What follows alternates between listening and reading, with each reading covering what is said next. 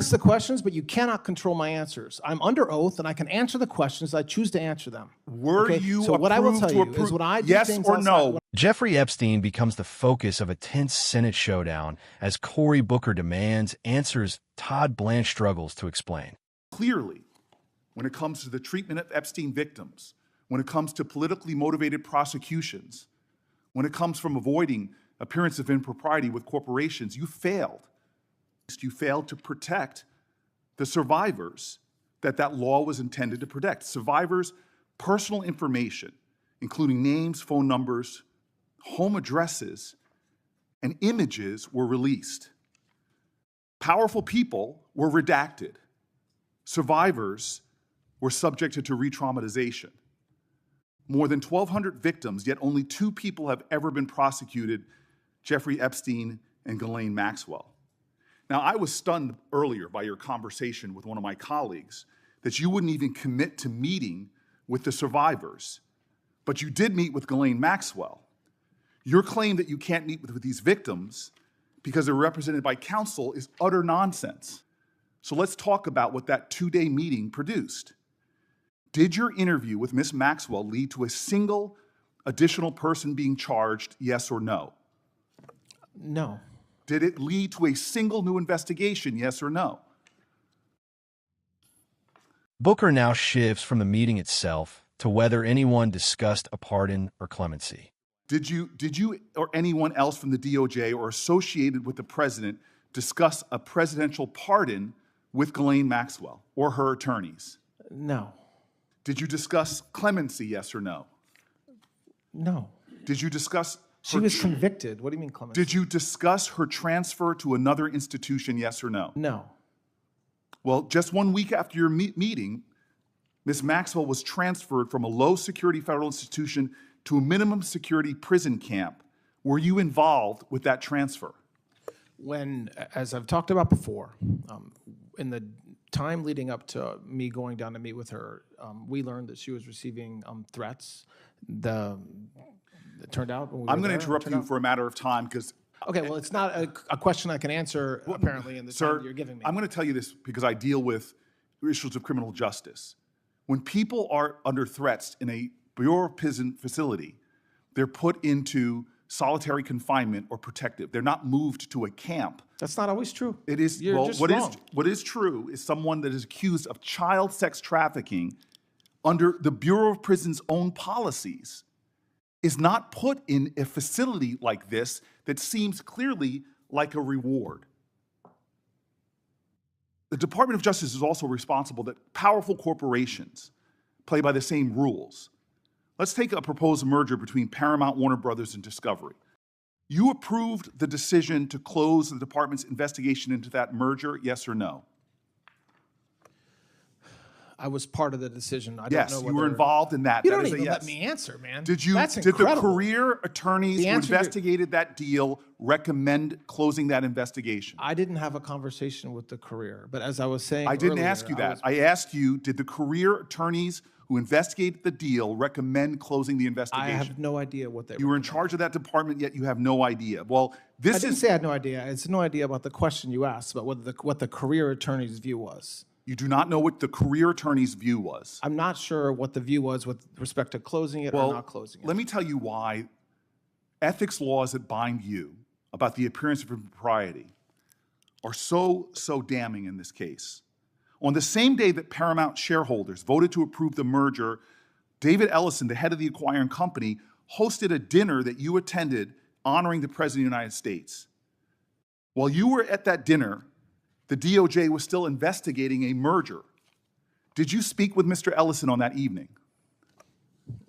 No. Did you discuss with anyone involved in that organization that evening the department's ongoing investigations? No. Well, 6 weeks later, after that dinner, that investigation was closed, that you're stating you have no idea if the attorneys in charge even finished their investigation. That's not what I said. What did you say? You asked me a question about whether the attorneys recommended that the investigation be closed, and I said I wasn't sure. That's different than what you just threw back at me.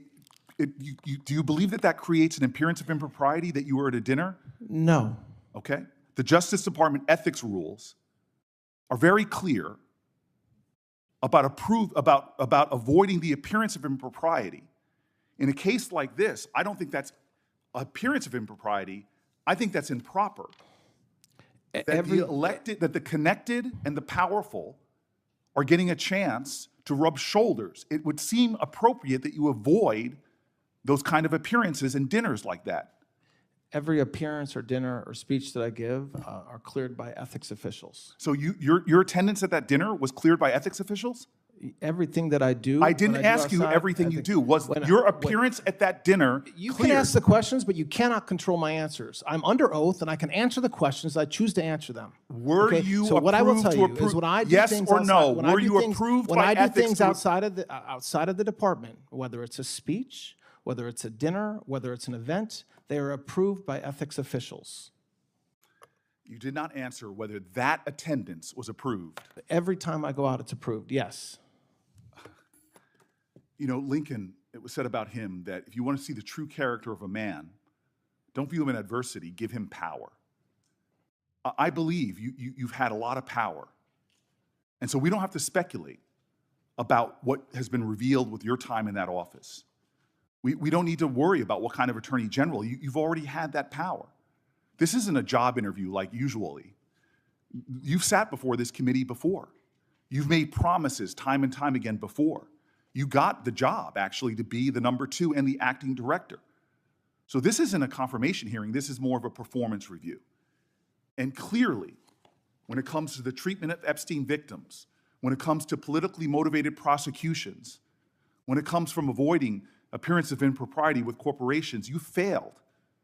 Today's hearing quickly turned into one of the most intense exchanges of the day as Senator Cory Booker questioned Deputy Attorney General Todd Blanche over his handling of matters connected to Jeffrey Epstein and Ghislaine Maxwell.